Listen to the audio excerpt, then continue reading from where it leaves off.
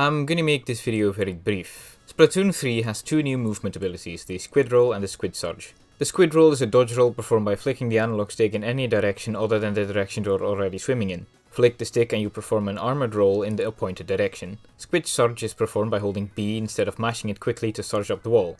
There's just one problem. Nobody uses it.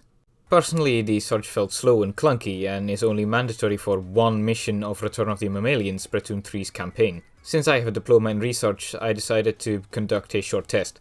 I took the tallest paintable surface in the game, which to my knowledge is this wall on Wahoo World, and performed both the B mash and Squid Surge along the wall and counted the frames. Splatoon is locked to 60 FPS, so if the footage recorded in 30 FPS, which I assumed could be a possibility with the Switch's recording feature, it wouldn't be a problem.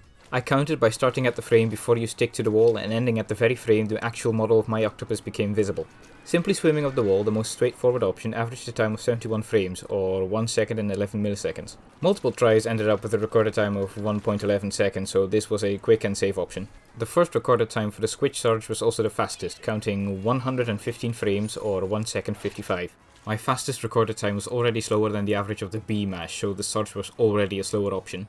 The slowest recorded time was 2 seconds 30, with the average time over multiple tries ending up at 2.01 seconds. This means that using the Squid Surge along the tallest wall I could find wouldn't necessarily be the most viable or fastest option, unless I was absolutely sure there was a member of the enemy team waiting for me to climb up the wall only to splat me as soon as I did. Only in that very specific situation is the Squid Surge a good idea when traversing walls.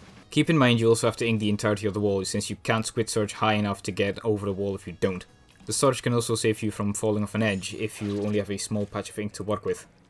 But other than that, I think it can safely be said the Squid Surge was an unnecessary addition to the basic Splatoon moveset.